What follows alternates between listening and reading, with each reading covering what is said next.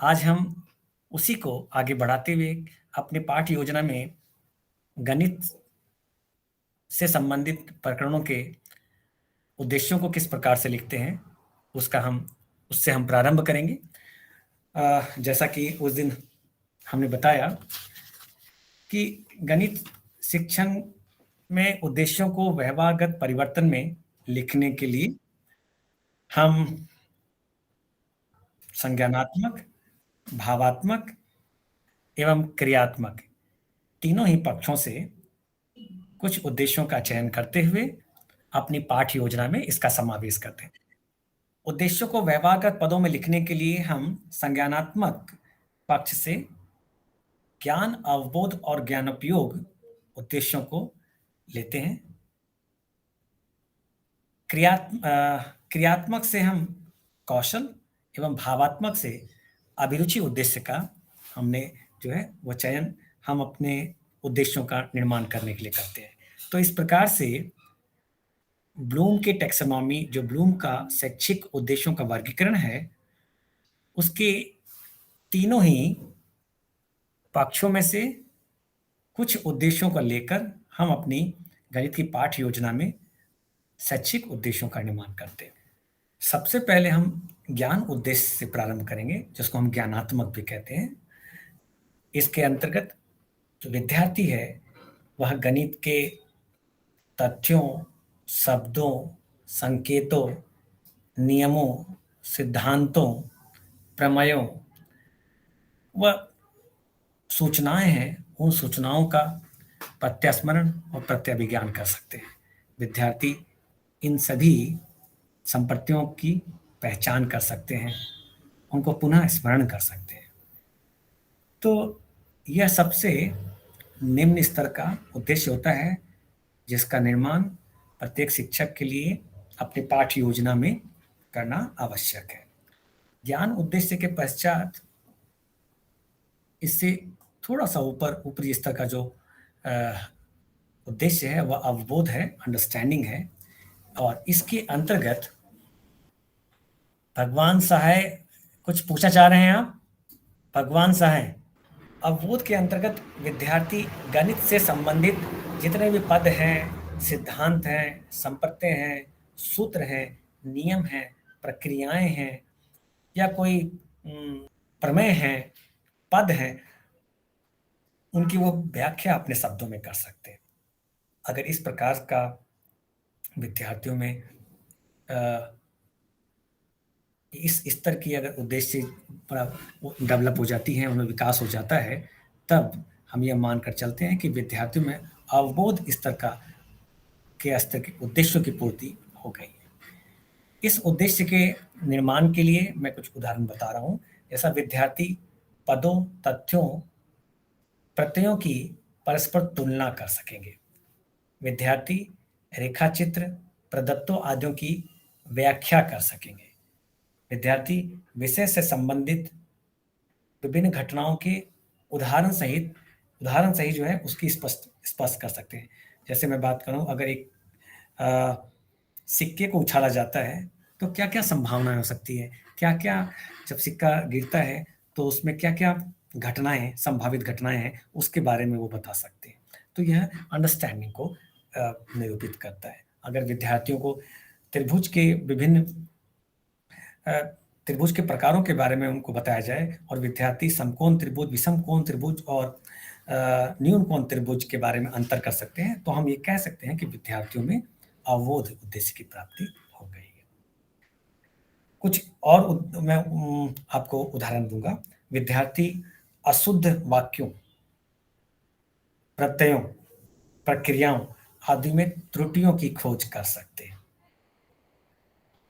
जैसे हमने बताया कर्ण स्क्वायर बराबर आधार स्क्वायर प्लस लंब स्क्वायर होता है, और अगर आपने उसको कर्ण स्क्वायर बराबर लंब प्लस आधार लिखा तो इसका मतलब विद्यार्थी बता सकेंगे कि इस सूत्र में यह इस प्रकार की त्रुटि है। या कर्ण स्क्वायर बराबर लंब स्क्वायर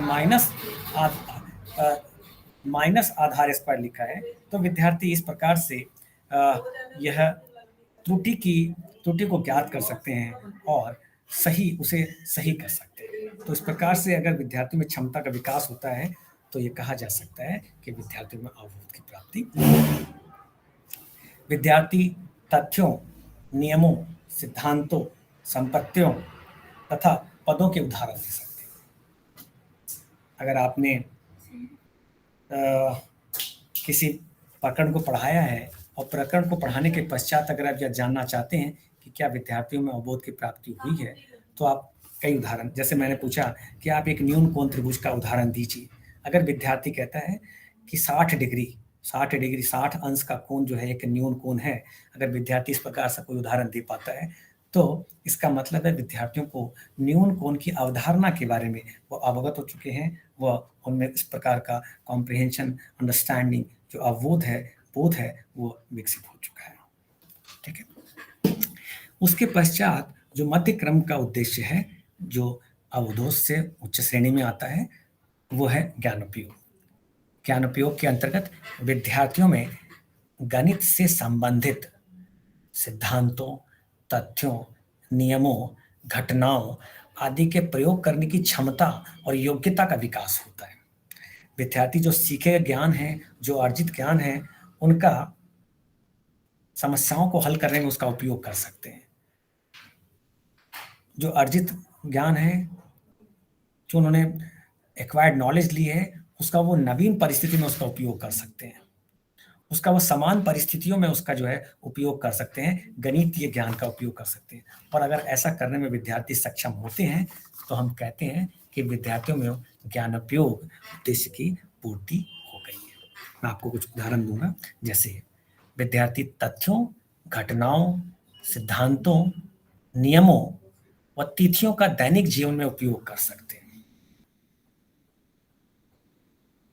कोई भी आप बहुत सारे उदाहरण आप इसके ले सकते हैं ज्ञान उपयोग, जैसे कि अगर विद्यार्थियों को आयत के क्षेत्रफल के बारे में पढ़ाया जाए और फिर आप उससे उपयोग करने की, अगर उससे पूछा जाए कि आपके कमरे में अगर एक दरी बिछानी है जो पूरे फर्श पे, कमरे के फर्श पे लगानी है, तो वो कितने क्षेत्रफल की होगी, तो विद्यार्थियों को अगर आयत के क्षेत्रफल की जानकारी है, उनमें समझ है, उनमें अवबोध है और वह उस सूत्र का प्रयोग करके, आयत के क्षेत्रफल का सूत्र का प्रयोग करके उस कमरे में लगाई जाने वाली दरी का ठीक ठीक क्षेत्रफल ज्ञात कर सकते हैं, तो इसका मतलब है विद्यार्थियों ने अर्जित ज्ञान का अपने दैनिक जीवन में उपयोग कर लिया है।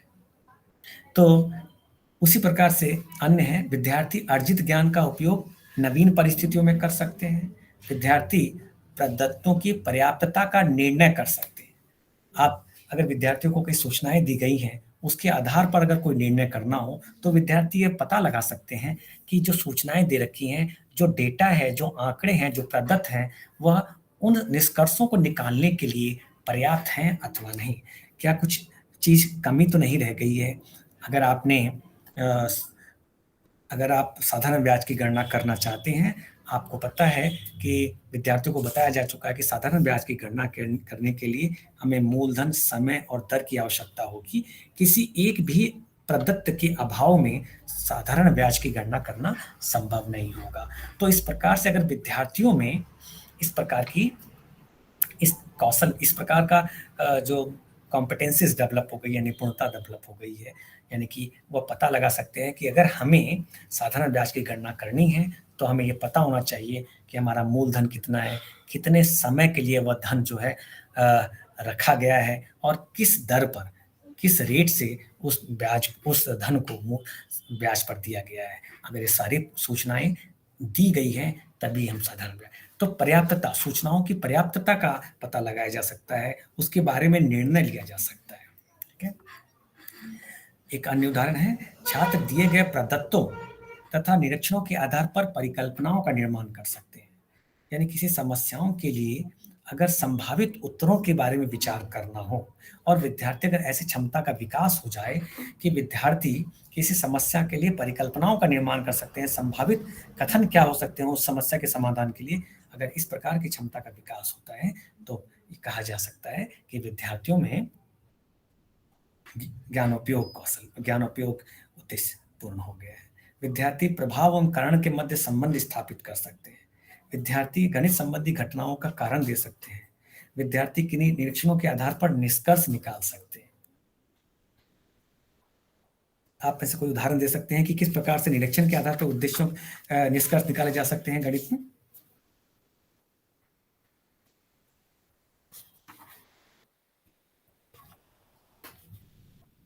आप सभी गणित के यहाँ अध्यापक हैं, आप सबके पास गणित विषय है। मैं एक उदाहरण देता हूँ। अगर आप लोगों को विभिन्न प्रकार के त्रिभुज दिए जाएं, विद्यार्थियों को विभिन्न प्रकार के त्रिभुज दिए जाएं और उनसे एक एक त्रिभुज का तीनों कोणों का मापन करने के लिए कहा जाए। सबसे पहले विद्यार्थी भुजाओं के आधार पर जो 3 प्रकार के त्रिभुज होते हैं, समद्विबाहु त्रिभुज, समबाहु त्रिभुज और विषमबाहु त्रिभुज। समबाहु त्रिभुज में जिसमें तीनों भुजाएं बराबर होती हैं, विद्यार्थियों को तीनों कोणों का मापन करना है और माप करने के पश्चात कोणों का योग करना है। विद्यार्थियों को ऐसे कहा जाए और विद्यार्थी उस समबाहु त्रिभुज के तीनों कोणों का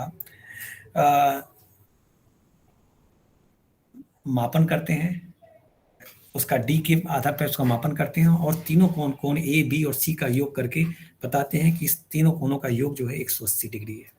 उसके पश्चात विद्यार्थियों को दूसरा एक त्रिभुज दिया जाए जो समद्विबाहु त्रिभुज है। उसमें भी विद्यार्थी उन तीनों कोणों का योग करते हैं और उसके पश्चात इस निष्कर्ष पर पहुंचते हैं कि दूसरे त्रिभुज में भी जो तीनों कोण थे, उन तीनों कोणों का योग 180 डिग्री है।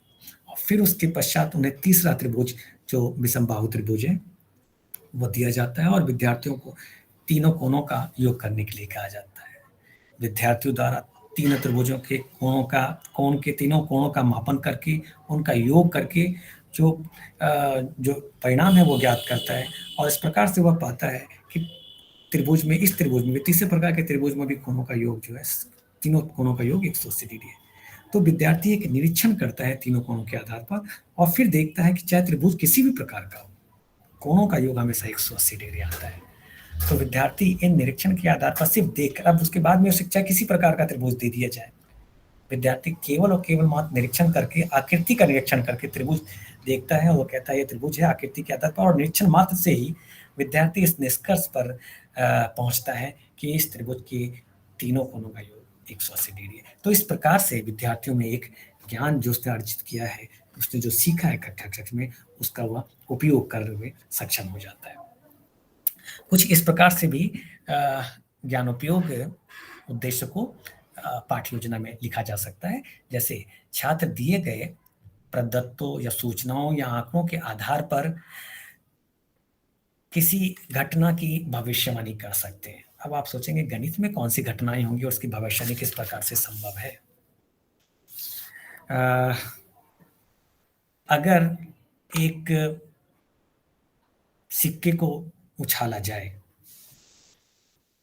और फिर पूछें कि अगर सिक्कों को, अगर जो सिक्का जो है वो एक आधा सिक्का है, तो एक तरफ उसमें चित है, एक तरफ पट है, हेड और टेल है, और अगर उसको उछाला जाए तो सिक्का जो है वह क्या दिखाएगा, क्या प्रदर्शित करेगा, वह किस प्रकार से उसका जो परिणाम है वो क्या होगा। तो विद्यार्थी निसंदेह भविष्यवाणी कर सकते हैं कि सिक्का जो है या तो हेड दिखाएगा या टेल दिखाएगा, या तो उसमें चित हो गया या पट हो गई, उसके अलावा कोई संभावनाएं नहीं है। तो इस प्रकार से विद्यार्थी जो है एक, उसके पास एक आंकड़ों का एक समूह तैयार हो जाता है। और फिर अगर पूछा जाए कि अगर एक सिक्के को 2 बार उछाला जाए या 2 सिक्कों को 1 बार उछाला जाए तो क्या क्या संभावनाएं आने की, उसके बारे में वह पूर्व कथन कर सकता है, भविष्यवाणी कर सकता है, वह कुछ न कुछ अपने तथ्य प्रस्तुत कर सकता है। इसी प्रकार से अन्य घटनाओं के बारे में भी जो विद्यार्थी है अगर भविष्यवाणी करने में सक्षम होता है तो हम इस उद्देश्य को पूर्ण मान सकते हैं। अगला ले सकते हैं, विद्यार्थी तथ्यों, घटनाओं, सिद्धांतों एवं नियमों का विश्लेषण कर सकते हैं। यानी कि विश्लेषण करने का तात्पर्य किसी घटना को उनके छोटे छोटे भागों और उपभागों में विभाजित कर कर निष्कर्ष तक पहुंचना। अगर विद्यार्थी किसी नियम व सिद्धांत की व्याख्या कर सकते हैं, उसके बारे में विश्लेषण कर सकते हैं और फिर विश्लेषण करने के पश्चात अगर निष्कर्ष निकाल सकते हैं, तो इस प्रकार की हम उम्मीद करते हैं, आशा करते हैं कि विद्यार्थी ज्ञानोपयोग उद्देश्य के अंतर्गत इस प्रकार की क्षमताओं का विकास विद्यार्थी कर सकते हैं। विद्यार्थी तथ्यों, घटनाओं, सिद्धांतों एवं नियमों को से संबंधित समस्याओं को हल कर सकते हैं, समाधान कर सकेंगे। तो इस प्रकार से ये विभिन्न जो है ज्ञानोपयोग से संबंधित उद्देश्यों का किस प्रकार से निर्माण कर सकते हैं, किस प्रकार से उनको व्यवहारिक पदों में लिखा जा सकता है, ये हमने कुछ ज्ञानोपयोग कर लेकर हमने देखा है। अगला जो उद्देश्य है वह है कौशल, जिसको अंग्रेजी में स्किल कहा जाता है। और इस स्किल के माध्यम से, क्योंकि मैंने पहले ही कहा कि कौशल जो उद्देश्य है वह गतिवाही या मनोपेशीय क्रियात्मक पक्ष के अंतर्गत आता है। यह बीएस ब्लूम टेक्सोनॉमी की ब्लूम के शैक्षिक उद्देश्यों के वर्गीकरण के क्रियात्मक पक्ष के अंतर्गत आता है। अर्थात इसमें शरीर की पेशीय जो है वो मस्कुलर वर्क होता है, इसमें गतिवाही क्रिया होती है और इसमें शरीर का हम कह सकते हैं कई अंगों का इसमें सम्मिलित होते हैं। तो इस प्रकार से हैंड मूवमेंट या बॉडी मूवमेंट इसमें लिया जाता है। तो गणित के शिक्षण में भी हम साइकोमोटर डोमेन उद्देश्यों को का हम विकास हम संभावित मानकर चलते हैं। बहुत सारी ऐसी क्रियाएं, बहुत सारी ऐसी परिस्थितियां होती हैं जिसमें शिक्षक विद्यार्थियों से अपेक्षा करता है कि विद्यार्थियों में उनकी मनोपेशीय गतिविधियों का, उनमें क्रियात्मक पक्ष का विकास हो। जैसे कि अगर आप रेखा गणित में अगर आप चित्रों का निर्माण करते हैं, अगर हम कोई आकृति का निर्माण करते हैं, आप सांख्यिकी के अंतर्गत टेबल बनाते हैं या उनको पढ़ते हैं, सरल रेखा चित्र बनाते हैं, अगर आप दंड आरेख बनाते हैं, आयत चित्र का निर्माण करते हैं, अगर विद्यार्थी पाई डायग्राम बनाते हैं, पाई चित्र का निर्माण करते हैं, विद्यार्थी अगर आवृत्ति बहुभुज का निर्माण करते हैं, विद्यार्थी अगर विभिन्न ज्यामितीय आकृतियों का निर्माण करते हैं, विद्यार्थी विभिन्न मॉडल प्रतिरूप का निर्माण करने में सक्षम होते हैं, विद्यार्थी विभिन्न प्रकार के चित्रों का निर्माण करते हैं, विभिन्न प्रकार के चार्ट का या मॉडल का निर्माण करते हैं पढ़ाई के विषय वस्तु के आधार पर। विद्यार्थी अगर ग्राफ या उनको ग्राफ को खींचने के अलावा उनको पढ़ने की क्षमता का अगर विकास होता है, विद्यार्थी टेबल बना सकते हैं, उनकी टेबल के आधार पर कुछ प्रदत्तों का संग्रहण कर सकते हैं। तो इस प्रकार से ये सभी जो है वो कौशल उद्देश्य के अंतर्गत इनको लिया जाता है। मैं कह सकता हूँ कि विद्यार्थी गणना करने के लिए चित्र बनाना, ग्राफ खींचना, सारणी, लेखा चित्र, चार्ट आदि को पढ़ने में, चार्ट, प्रतिरूप, चित्र, रेखा चित्र, ग्राफ आदि बनाने में की कुशलता अगर अर्जित करता है तो यह मानकर चला जाता है कि विद्यार्थी में कौशल उद्देश्य की पूर्ति हुई है। किस प्रकार से हम कौशल उद्देश्य के अंतर्गत उद्देश्यों का निर्माण कर सकते हैं, व्यवहारिक पदों में किस प्रकार से उद्देश्यों का निर्माण किया जा सकता है, मैं कुछ उदाहरण के माध्यम से आपको बताना चाहूँगा। तो विद्यार्थी उपकरण या आंकड़ों का चित्र, मानचित्र, रेखा चित्र या सारणी आदि बना सकेंगे। अगर आपने विद्यार्थियों से 30 अंश का, 90 अंश का, 120 अंश का कोण बनाने के लिए कहा है, विद्यार्थियों ने पटरी और प्रकार की सहायता से अगर किसी वांछित कोण का निर्माण किया है, इसका मतलब है विद्यार्थियों में कोण की रचना का कौशल विकसित हो गया है। विद्यार्थी अगर कोणों की रचना कर सकते हैं, विभिन्न आकृतियों, ज्यामितीय आकृतियों की रचना कर सकते हैं, चाहे वो त्रिभुज हो, वर्ग हो, आयत हो, समांतर चतुर्भुज हो, समचतुर्भुज, विभिन्न प्रकार के चतुर्भुज हो। विद्यार्थियों को अगर विभिन्न प्रकार के अन्य आकृतियों का फील्ड बुक का निर्माण कर सकते हैं, दिए गए आंकड़ों के आधार पर अगर समुचित आकृति दिए गए हैं, उनके आधार पर अगर वो ज्यामितीय आकृतियों, संरचनाओं का निर्माण कर सकते हैं, खींच सकते हैं, उनकी परिशुद्ध रूप से निर्माण कर सकते हैं, तो यह सभी कौशल उद्देश्य के अंतर्गत आते हैं। विद्यार्थी दिए गए आंकड़ों, चित्रों, मानचित्रों, रेखा चित्रों, सारणी आदि से सूचनाएं संकलित कर सकते हैं। अगर दंड आरेख दिए गए हैं, अगर आयत चित्र दिया गया है, बारंबारता बहुभुज दिया गया है, सरल रेखा चित्र दिया गया है या चित्रारेख दिया गया, और उसके आधार पर विद्यार्थियों को पढ़ने की क्षमता का विकास है। यानी सिर्फ बनाना ही उस चित्रों को, उस सारणी को पढ़ने की क्षमता भी जो है वो कौशल के अंतर्गत आती है। तो बनाने के पश्चात अगर विद्यार्थी उन चित्रों को पढ़ सकते हैं, अगर विद्यार्थी उन चित्रों को पढ़ सकते हैं, तो इसका मतलब है कि उनमें इस प्रकार की क्षमता का विकास हो गया है। तत्पश्चात हम ले सकते हैं विद्यार्थी चार्ट, प्रतिरूप, चित्र, रेखाचित्र आदि बना सकेंगे। विद्यार्थी वैज्ञानिक गणनाओं को सरलता एवं शुद्धता से कर सकते हैं, यानी कि न केवल चित्र, आरेख और अन्य चीजें बनाना ही कौशल के अंतर्गत आता है, बल्कि गणना, कैलकुलेशन भी स्किल है, गणना करने की भी कौशल है। उनको परिशुद्धता के साथ, वैज्ञानिक ढंग से उनको करना, सरलता के, सूक्ष्मता के और शुद्धता के साथ गणना को करना भी अगर वो कर पाते हैं, तो हम कहते हैं कि वो उनमें कौशल जो है वो कौशल उद्देश्य विकसित हुआ है। विद्यार्थी वैज्ञानिक उपकरणों को समुचित रूप से काम में ले सकते हैं। अगर गणित में हम बहुत सारे उपकरणों का हम उपयोग करते हैं, जैसा कि आप अपने सबसे ज़्यादा जो उपयोग में गणित में उपकरण आते हैं वो हमारा ज्यामितीय बॉक्स है। ज्यामिति जो बक्सा है जिसके अंदर हम सेट स्क्वायर है, हमारे पास स्केल है, डी है, प्रोटेक्टर जिसको हम कहते हैं, उसके अलावा हमारे पास कंपास है जिसको हम प्रकार कहते हैं, और एक डिवाइडर भी हमारे पास होता है। उन सब का उपयोग करना, उन सब के आधार पर उनको काम में लेना। ज़्यादातर विद्यार्थियों को जो 2 त्रिभुज ज्यामितीय बॉक्स में होते हैं उनकी उपयोगिता के बारे में किसी को नहीं पता, ज़्यादातर को नहीं पता। तो जब तक विद्यार्थियों को विभिन्न गणितीय उपकरणों के बारे में, और बहुत सारे उपकरण गणित में उपयोग लाए जाते हैं, गणित की प्रयोगशाला में बहुत सारे उपकरणों को रखा जाता है, अगर विद्यार्थी उन सबको समुचित उपयोग करता है तो यह उम्मीद की जाती है कि विद्यार्थी और गणित का शिक्षक जो है उन गणितीय उपकरणों का जो भी इक्विपमेंट हैं, ऑपरेटर्स हैं, जो भी उनका प्रॉपर तरीके से उसको यूटिलाइज करें, यूज करें। ठीक है। उसके पश्चात है विद्यार्थी तालिकाओं तथा लेखा चित्रों को शीघ्रता से सही ढंग से पढ़ सकता है। हमने टेबल बनाई है, आप लोगों ने अगर ग्राफ पेपर बनाया है, टेबल बनाई है, उसको किस प्रकार से पढ़ना, लॉग की टेबल में एंटी लॉग किस प्रकार से हम पढ़ सकते हैं, निकाल सकते हैं, किस तरह से मेंटीजर है, किस तरह से कैरेक्टरिस्टिक्स है, किस प्रकार की वैल्यू को कैलकुलेट होगी, कन्वर्ट होगा किसी।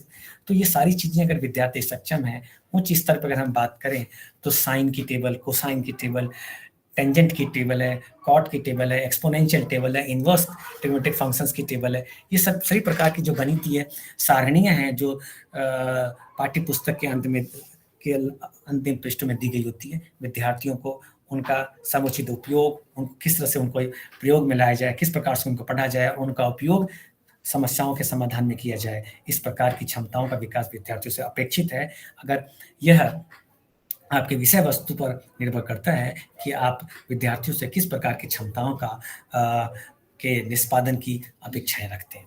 तो इस प्रकार से हमने देखा कि बहुत सारी जो है कौशल उद्देश्यों का निर्माण आप अपने विषय वस्तु के अनुरूप तैयार कर सकते हैं और अपनी पाठ्य योजना में उसको सम्मिलित कर सकते हैं।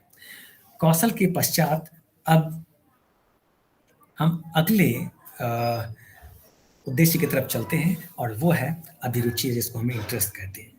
विद्यार्थी गणित से संबंधित उसमें रुचि उत्पन्न होती है। विद्यार्थी गणित से संबंधित जब उनमें रुचि जागृत होती है और वह रुचि जो है शिक्षक को परिलक्षित होती है, वो दिखाई देती है, तब यह मानकर चला जाता है कि विद्यार्थियों में रुचि संबंधित उद्देश्यों की पूर्ति हो गई है। आप कैसे पता लगाएंगे कि विद्यार्थियों में गणित के प्रति रुचि उत्पन्न हुई है? अगर आप गणित का कोई संप्रत्य कक्ष में आप पढ़ा रहे हैं और विद्यार्थी उन संप्रत्य से संबंधित और अधिक जानने में आपसे वह वार्तालाप करता है, विद्यार्थी और अधिक प्रश्न आपसे पूछने का प्रयास करता है, तब यह आप समझ सकते हैं कि विद्यार्थियों में उस विषय और उस प्रकरण से संबंधित रुचि उत्पन्न नहीं हुई है। विद्यार्थी जो है उस विशेष विषय वस्तु से संबंधित और अधिक सामग्री को एकत्र करने का प्रयास करता है। वह नेट पे, वेबसाइट पर जाकर और देखता है कि आखिर इससे, अगर आपने मैंने कहा संख्या पद्धति पढ़ाई है, संख्या पद्धति से विभिन्न संख्याओं के क्या विशेष गुण होते हैं, क्या संख्या पद्धति में किस प्रकार से अन्य संपत्ति जो आपने शायद आपने नहीं बताए हैं, विद्यार्थी और अधिक जानने का प्रयास करता है, अपने मित्रों से उसके बारे में चर्चा करता है और अधिक विभिन्न प्रकार के न्यूज़पेपर्स और मैगज़ीन्स और वेबसाइट्स को सर्च करके और देखने का प्रयास करता है। तो इसका मतलब ये इस बात को संकेत है इस बात का कि विद्यार्थी ने आपके पढ़ाए गए विषय वस्तु में रुचि ली है और वो रुचि निरंतर ले रहा है। विद्यार्थी विभिन्न प्रकार की गतिविधियों में भाग लेने का प्रयास करता है। वह गणित से संबंधित जो है प्रश्नोत्तरी कार्यक्रम है और अधिक वाद विवाद प्रतियोगिताएं हैं, अन्य संगोष्ठियां हैं, उसमें भी वह सम्मिलित होता है। वह यह सभी जो है उसकी रुचि को प्रदर्शित करते हैं। विद्यार्थी जो है गणित के विभिन्न गणितज्ञों की जीवनी को पढ़ता है, उसके बारे में और जानने का प्रयास करता है। वह विभिन्न प्रकार की जो अबूझ हैं, जो पहेलियाँ हैं, जो मस्तिष्क को पर जोर डालने वाली जो है ब्रेन टीजर्स हैं, जो उन सबको जैसे आपने कहा सुडोकोज़ हैं, हम देखते हैं, वर्ग पहेलियाँ हैं, उनको हल करने का प्रयास करता है। न्यूज़पेपर में आने वाली अलग-अलग जो मैगज़ीन्स, पत्र-पत्रिकाओं में जो बहुत सारी गणित से संबंधित जटिल प्रश्न आते हैं, उनको वह और सुलझाने का प्रयास करता है। और इस प्रकार का अगर विद्यार्थियों में अगर ऐसे उत्साह उत्पन्न होता है, तो यह इस बात को प्रदर्शित करता है कि विद्यार्थियों में गणित के प्रति रुचि जागृत हो गई है। तो शिक्षक को अपने विषय से संबंधित जब रुचि का के लिए निर्माण करना हो, तो वह इस प्रकार से निर्माण कर सकता है कि विद्यार्थी जो है गणित से संबंधित पुस्तकें पढ़ने में रुचि ले सकेगा। विद्यार्थी वैज्ञानिकों की, गणितज्ञों की जीवित पढ़ने में रुचि ले सकता है। विद्यार्थी गणित की पहेलियों को हल करने में रुचि ले सकता है। विद्यार्थी गणित परिषद और गणित के जो विभिन्न कार्यक्रम हैं, उसमें भाग लेने में जो है वह रुचि ले सकता है। विद्यार्थी गणित की प्रश्नोत्तरी विभिन्न प्रतियोगिताओं में भाग लेने के प्रति जो है वो रुचि ले सकेगा। विद्यार्थी पुस्तकालय में पाठ्य पुस्तक की अतिरिक्त अन्य संदर्भ पुस्तक, अन्य जो भी रेफरेंस बुक है, आप पूरे राजस्थान में देखते हैं कि गणित की जो है वो एनसीईआरटी की बुक्स ही चल रही है, पढ़ाई जा रही है। किंतु कुछ कक्षा में कुछ विद्यार्थी निसंदेह जो है वो बहुत ही समृद्धशाली होते हैं, वो बहुत ही प्रतिभाशाली होते हैं और वो विद्यार्थी उन प्रश्नों से शायद संतुष्ट नहीं होते। उनकी जिज्ञासा जो है वह शांत नहीं होती है एनसीईआरटी की बुक से, जो पाठ्य पुस्तक है उससे। तो विद्यार्थी विभिन्न प्रकार के गणित की जो और संदर्भ पुस्तकें हैं, जैसे आर डी शर्मा की बुक्स पढ़ता है, विद्यार्थी पी के गर्ग पढ़ता है, विद्यार्थी आर एस अग्रवाल की पढ़ता है, विद्यार्थी प्रदीप की पढ़ता है, एनसीईआरटी एग्जाम्पलर्स के प्रश्नों को पूछने हल करने का प्रयास करता है। तो जो प्रतिभाशाली विद्यार्थी होते हैं, उनकी जिज्ञासाओं जब गणित में रुचि बढ़ती है, उनके गणित के प्रति जिज्ञासाएं बढ़ने लगती है और वह विभिन्न प्रकार के संदर्भ पुस्तकें जो हैं और जो रेफरेंस बुक्स हैं, उनका वह अवलोकन करता है, उनसे गणित से संबंधित विभिन्न जटिल समस्याओं का हल करने का प्रयास करता है, दूसरे विद्यार्थियों की वह सहायता करता है, उन विद्यार्थियों से समस्याओं से संबंधित वह विचार विमर्श करता है, उसे हल करने का प्रयास करता है। वह अपना अतिरिक्त समय जो है इन गणित के लिए जो है वह व्यतीत करता है। इसके बारे में अपने माता-पिता से और मित्रमंडलियों से चर्चा करता है और इस प्रकार से हम देखते हैं कि विद्यार्थी जो है वो एक सामान्य विद्यार्थी से जो है एक उत्कृष्ट विद्यार्थी की तरफ, एक प्रतिभाशाली विद्यार्थी की तरफ उसका एक उन्मुख बढ़ता है, आगे की तरफ उसका विकास होता है। तो इस प्रकार से प्रत्येक शिक्षक का एक दायित्व होता है कि वह अपने कक्षा में पढ़ाए जाने वाले प्रत्येक विषय वस्तु से को विभिन्न प्रकार के उद्देश्यों को लेकर एक पाठ परियोजना का निर्माण करे, सभी प्रकार के अनुदेशनात्मक शैक्षिक उद्देश्यों का वो समावेश करे और वह उद्देश्य हमेशा ही मापनीय क्रियापदों के रूप में लिखे जाने चाहिए, जिनका मापन, जिनका मूल्यांकन, जिनको निरीक्षण संभव हो, जिनको जांचा जा सके, जिनको परखा जा सके और ये देखा जा सके कि क्या यह उद्देश्य अपने कक्षा के शिक्षण के उपरांत प्राप्त किए गए हैं अथवा नहीं। तो जितने भी आज आपने बात करी किस प्रकार से उद्देश्यों का निर्माण करेंगे, व्यवहारगत पदों के रूप में उद्देश्यों का निर्माण किस प्रकार से किया जाना चाहिए, ये आज हमने ज्ञान अवरोध, ज्ञान उपयोग, कौशल और अभिरुचि के रूप में लेकर हमने आज इसकी चर्चा की है। उसके पश्चात मैं आपको एक उदाहरण दूंगा और उस एक प्रकरण लूंगा और उस प्रकरण पर मैं इन सभी पांचों उद्देश्यों का निर्माण करके आपको बताऊंगा कि किस प्रकार से एक विषय वस्तु के लिए हम अपने उद्देश्यों को, शैक्षिक उद्देश्यों को किस प्रकार से व्यवहारगत पदों के रूप में लिख सकते हैं।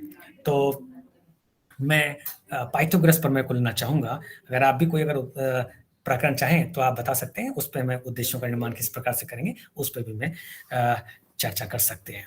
तो अगर मैं पाइथागोरस प्रमेय लेता हूँ, तो सबसे पहले ज्ञान उद्देश्य की पूर्ति के लिए लिख सकता हूँ कि विद्यार्थी पाइथागोरस प्रमेय का प्रत्याविज्ञान व प्रत्यास्मरण कर सकेंगे। एकमात्र उद्देश्य जो ज्ञान उद्देश्य की पूर्ति करता है, वह हो सकता है विद्यार्थी पाइथागोरस प्रमेय का प्रत्यास्मरण और प्रत्याविज्ञान कर सकेंगे। दूसरा अवबोध, विद्यार्थी पाइथागोरस प्रमेय की व्याख्या कर सकेंगे। इसमें समकोण त्रिभुज में लंब कौन सा होगा, आधार कौन सा होगा, कर्ण कौन सा होगा, और इसके मध्य में अंतर संबंध स्थापित और किस प्रकार से उनकी पहचान करेंगे कि कर्ण जो है वो समकोण के सामने वाली भुजा है, जो अन्य दो भुजा है वह लंब और आधार है, किस प्रकार के सबसे बड़ी भुजा का जो वर्ग है वह अन्य दो भुजाओं के वर्गों के योग के बराबर होगा। तो इस प्रकार से विद्यार्थी उस पाइथागोरस प्रमेय का की जो व्याख्या है वह शब्द से ना बल्कि वो अपने शब्दों में उसकी व्याख्या कर सकते हैं। तो यह अवबोध है। उसके उपरांत ज्ञानोपयोग के लिए विद्यार्थी पाइथागोरस प्रमेय का उपयोग समस्याओं को या प्रश्नों को हल करने में कर सकेंगे। विद्यार्थी पाइथागोरस प्रमेय का उपयोग उच्च अध्ययन में कर सकते हैं। विद्यार्थी पाइथागोरस प्रमेय का उपयोग विभिन्न समान व नवीन परिस्थितियों में समस्याओं को हल करने में कर सकेंगे। तो इस प्रकार से हम देखा ज्ञानोपयोग उद्देश्य की का निर्माण, ज्ञानोपयोग के लिए उद्देश्य का निर्माण व्यवहारिक पदों में। उसके पश्चात कौशल है। विद्यार्थी पाइथागोरस प्रमेय से संबंधित प्रतिरूप और चार्ट का निर्माण कर सकते हैं। विद्यार्थी दिए गए प्रश्न में पाइथागोरस प्रमेय से संबंधित जो समस्याएं हैं उनके लिए चित्र बना सकेंगे। तो यह हमारा ज्ञान उपयोग है। और उसके पास जो अगला जो पांचवा है वो है हमारा अभिरुचि। विद्यार्थी पाइथागोरस प्रमेय से संबंधित और अधिक जानने में, समझने में और ज्ञान प्राप्ति के लिए और अधिक रुचि ले सकेंगे। विद्यार्थी और अधिक प्रश्नों की विद्यार्थी जो है इस विशेष वस्तु से संबंधित और अधिक प्रश्न पूछने में रुचि ले सकेंगे। तो इस प्रकार से एक विषय वस्तु को लेते हुए हमने इस व्यवहार का पदों में उद्देश्यों को लेखन के लिए किस प्रकार से किया जाए, हमने उसकी आज विस्तार से चर्चा की है। अब हम आगे की ओर बढ़ते हैं और हम लेते हैं कि आखिर गणित का अन्य विषयों के साथ क्या संबंध है। What is the correlation of mathematics with other subject. हम इस सहसंबंध को कई भागों में मैं बांटना चाहूँगा। सबसे पहले तो ये जानना जरूरी है कि आखिर यह सहसंबंध क्या होता है और हम गणित में अन्य विषयों के साथ सहसंबंध से आखिर क्या आशय है और किस प्रकार से गणित विभिन्न विद्यालय विषयों के साथ किस प्रकार से सहसंबंधित है। तो सबसे पहले हम बात करते हैं सहसंबंध से। तो सहसंबंध का मतलब है, सह का मतलब साथ होता है, संबंध का मतलब हमने कहा रिश्ता जो है बात कर रहे हैं। अगर हम सरल शब्दों में बात करें, अगर हम दो चरों के मध्य सहसंबंध की परिकल्पना पर संकल्पना पर बात करें तो किस प्रकार से एक चर के उतार चढ़ाव पर दूसरे चर में प्रभाव अंतर परिलक्षित होता है, वह दोनों चरों के मध्य संबंध जिसको हम सहसंबंध के रूप में परिभाषित कर सकते हैं। अर्थात यदि एक चर के मान में, उसके गुणों में अगर हम कुछ परिवर्तन लाए तो उसका प्रभाव दूसरे चर पे किस प्रकार से पड़ता है। तो हम ऐसा सहसंबंध गणित में अन्य विषयों के साथ देखने का प्रयास कर रहे हैं। सबसे पहले तो हम इस गणित के सहसंबंधों को कई प्रकार से बांटा जा सकता है। सबसे पहले तो मैं बात करूंगा आखिर गणित का अपने दैनिक जीवन में क्या सहसंबंध है। गणित के विभिन्न जो शाखाएं हैं उनका आपस में क्या सहसंबंध है। गणित का अन्य विज्ञान विषयों के साथ क्या सहसंबंध है और फिर गणित का अन्य विद्यालयीय विषयों के साथ क्या सहसंबंध है। तो सहसंबंध को हम विभिन्न कैटेगरी जो है संवर्गों के आधार पर इसका हम विस्तार से हम इसकी चर्चा कर सकते हैं। तो सबसे पहले मैं प्रारंभ करूंगा गणित का दैनिक जीवन में सहसंबंध, अर्थात गणित किस प्रकार से हमारे दैनिक जीवन में उपयोगी है। क्या गणित कहीं हमारे जीवन में संबंधित है या हम बिना गणित के आगे बढ़ सकते हैं। जैसा कि मैंने अपने पिछले सत्र में आपको बताया था और आपको शायद ध्यान होगा गैलीलियो की एक परिभाषा जिसने उसमें बताया कि परमेश्वर ने गणित के रूप में संपूर्ण ब्रह्मांड, इस सृष्टि की रचना की है। अर्थात इस सृष्टि में, इस संसार में, इस ब्रह्मांड में ऐसी कोई चीज नहीं है, ऐसी कोई वस्तु नहीं है, ऐसा कोई कोई तत्व या द्रव्य पदार्थ नहीं है जिसकी कल्पना विज्ञान से गणित से परे संभव है।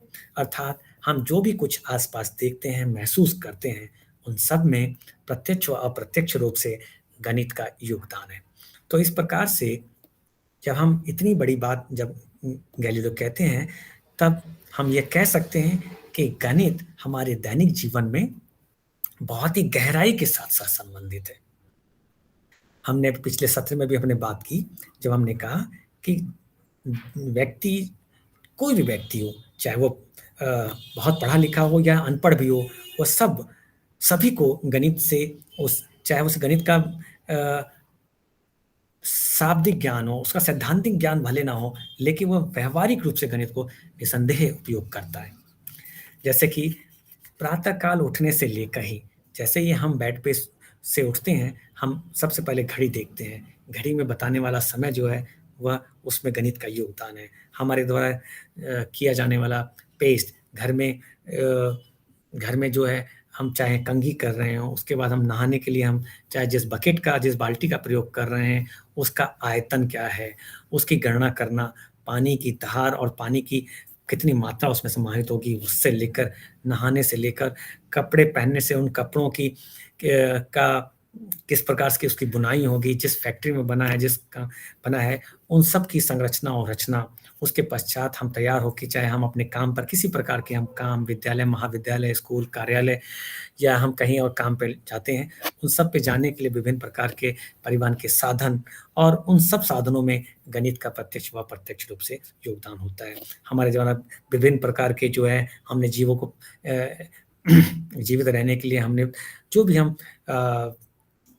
भोजन ग्रहण करते हैं, हम पानी का प्रयोग करते हैं, और भी हम बहुत वस्तुगत, उन सब की चाहे उसमें विभिन्न प्रकार के पोषक तत्वों की मात्राएं क्या है, कितनी मात्रा में होगा, कितनी आवश्यकता क्या है, हमारे शरीर में विभिन्न पोषक तत्वों की मात्रा, बीमार पड़ने के पश्चात हमें किस चीज़ की हमें परीक्षण, और परीक्षणों में कौन सी चीज़ जो है अपने उस तय सीमा के अंदर है या बाहर है, कितनी उसकी मात्रा में चाहिए, ये सभी चीज़ें जो हैं गणितीय संकल्पनाओं पर आधारित है।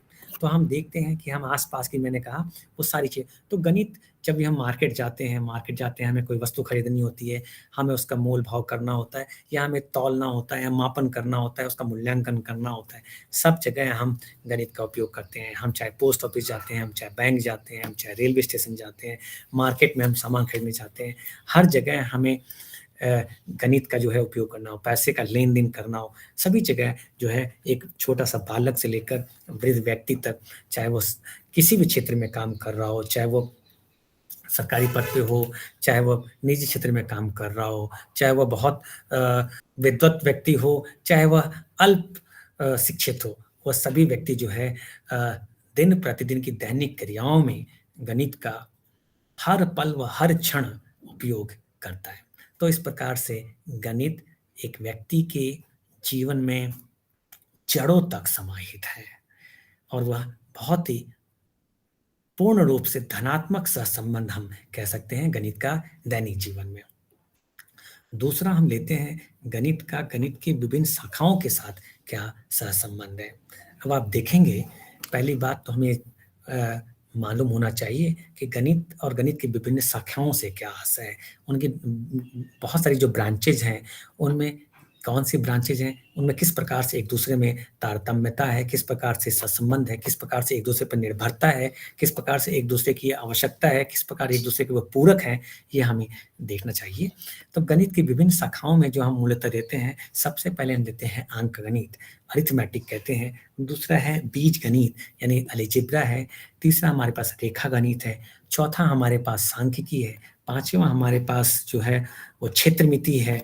और इस प्रकार से जो है आप देखेंगे बहुत सारी हमारे पास जो है गणित की शाखाएं हैं, और इन गणित की शाखाओं में भी हम देखेंगे आपके पास अंतर संबंध है। अंक गणित, बीज गणित, रेखागणित, क्षेत्रमिति, सांख्यिकी, त्रिकोणमिति।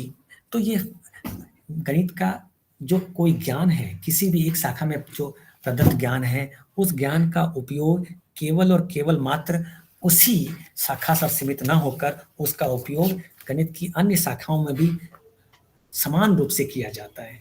अगर हमने कहा, अगर हमने रेखागणित में या ज्यामिति में हमने पाइथागोरस प्रमेय का उपयोग किया है, उसका बहुत ही अच्छे तरीके से उपयोग त्रिकोणमिति में भी किया जाता है। उसी का उपयोग करके हम संख्या सिद्धांत में कई प्रकार के पाइथागोरियन अंकों का निर्माण करते हैं। बहुत सब प्रकार की आप देखेंगे बीजगणित में, अगर हमने बीजगणित ये सर्वसम्मिकाएं हैं, a प्लस बी का square, A square plus 2a plus B square, उसका उपयोग जो है वो क्षेत्रमिति का उपयोग करके भी इस संकल्पनाओं को सिद्ध किया जा सकता है। इस प्रकार से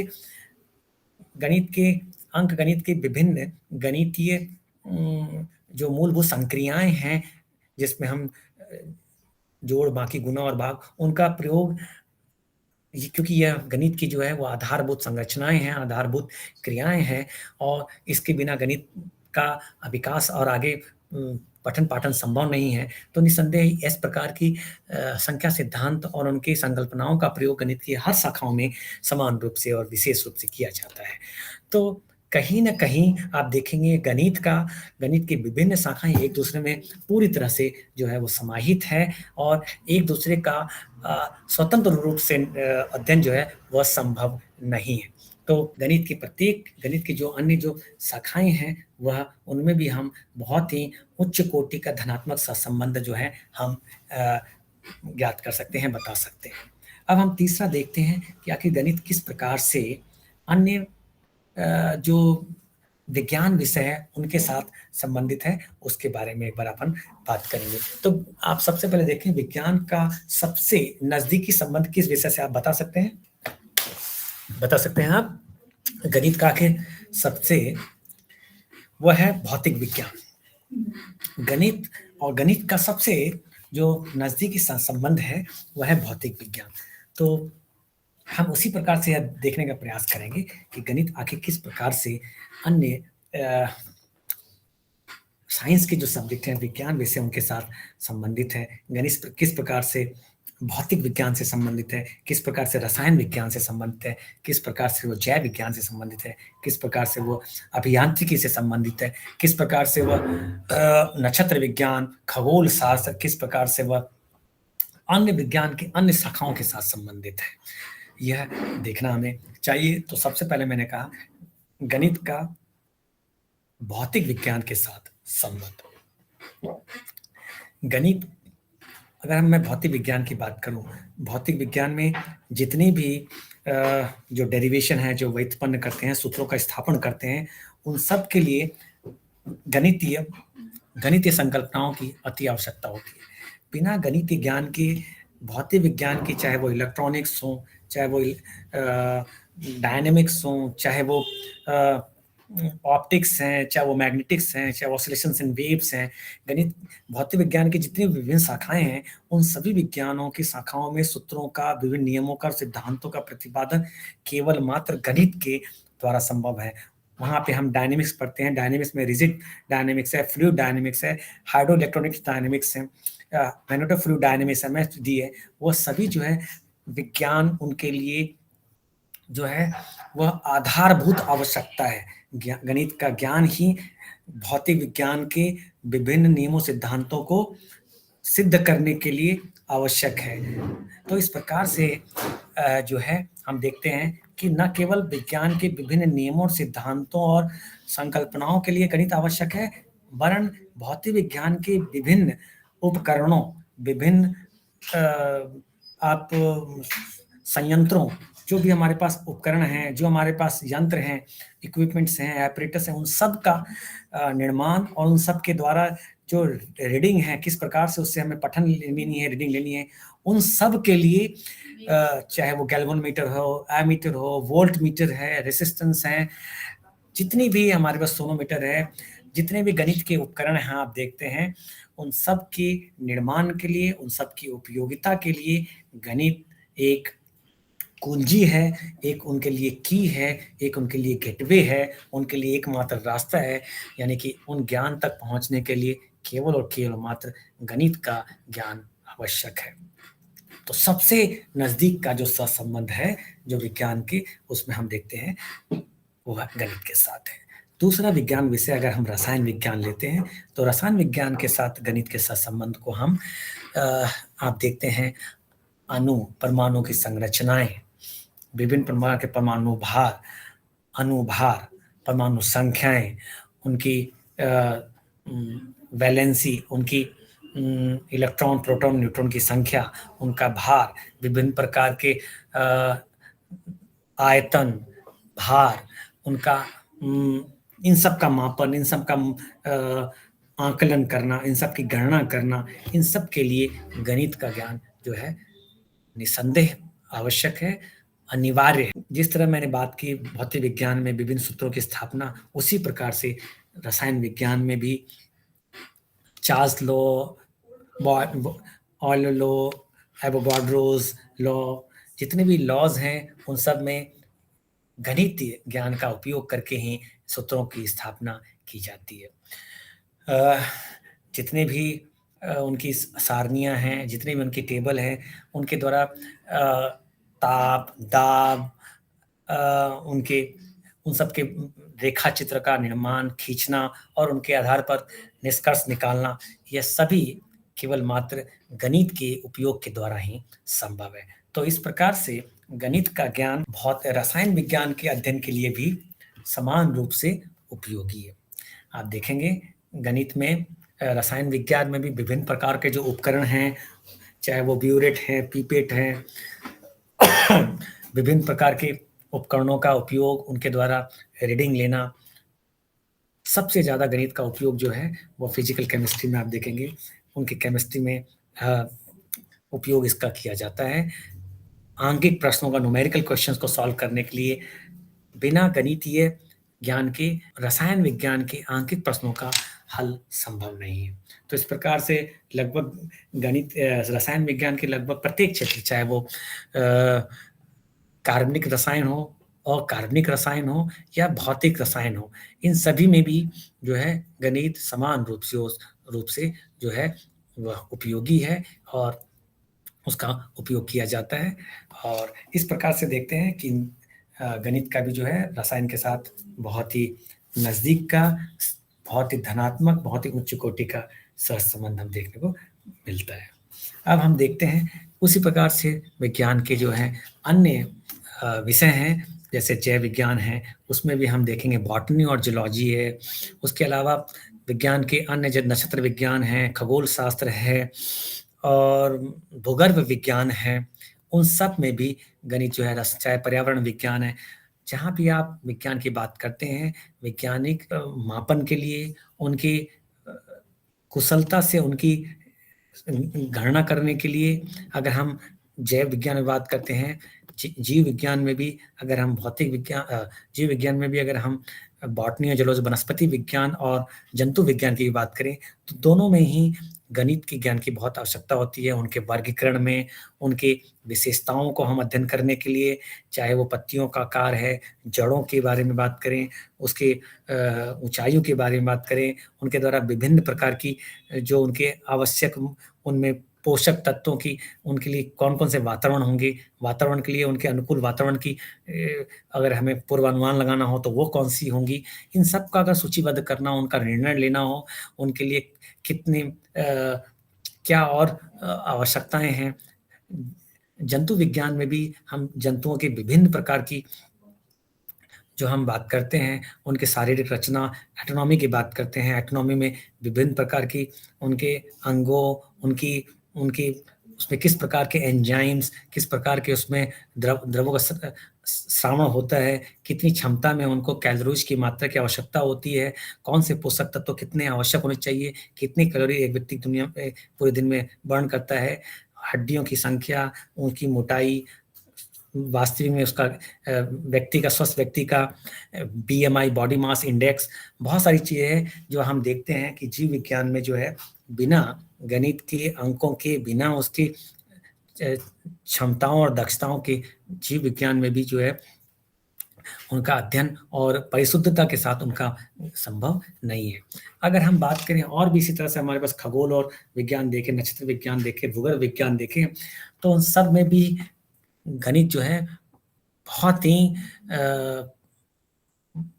विशेष रूप से संबंधित है। उसमें हर ज्ञान को अगर हम परिशुद्धता से अगर हम देखने का प्रयास करें तो बिना गणित के ज्ञान के उनका हम यथार्थ रूप से, शुद्ध रूप से उसका अध्ययन करना संभव नहीं होगा। पर्यावरण विज्ञान में पर्यावरण की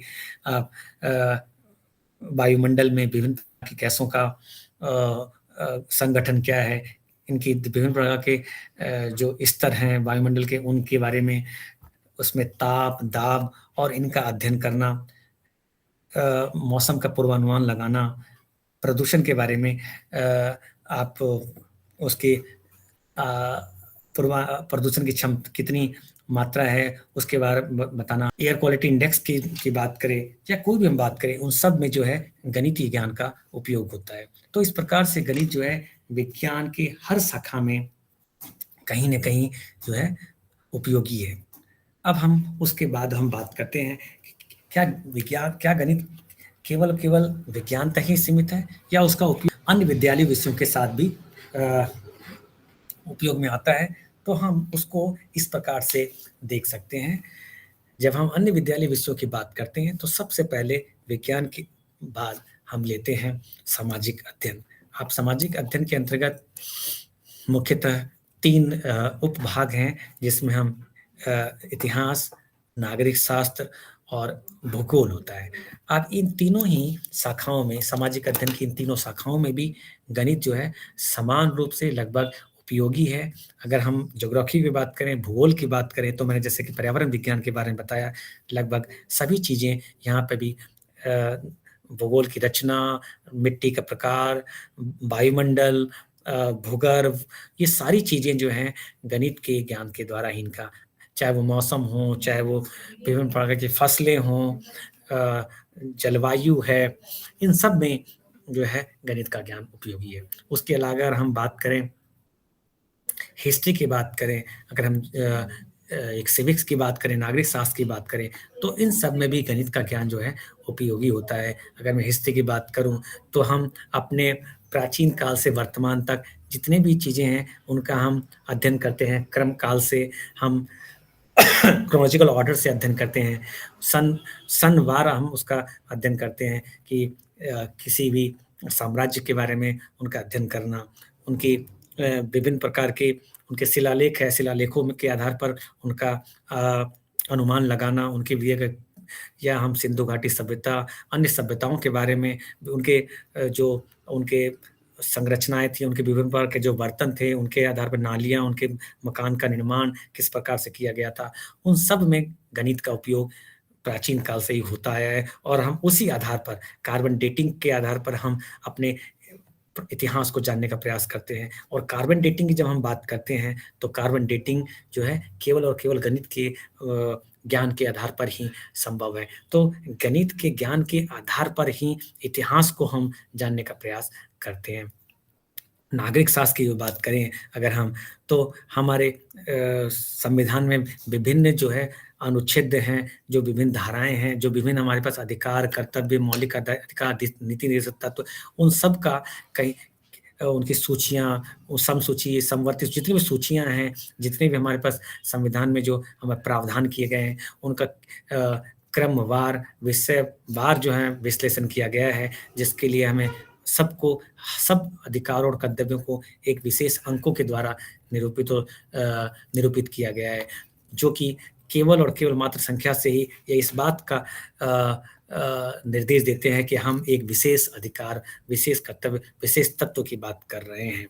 तो इस प्रकार से हम देखते हैं कि गणित सामाजिक अध्ययन में भी समान रूप से जो है उपयोगी है और उसका उपयोग होता है। उसके अलावा गणित का उपयोग, हम अगर भाषा की बात करें, गणित का उपयोग हम ललित कला में बात करें, गणित का उपयोग अगर हम मनोरंजन के रूप में करें, वहाँ पर भी गणित जो है बहुत ही दृढ़ता के साथ संबंधित है।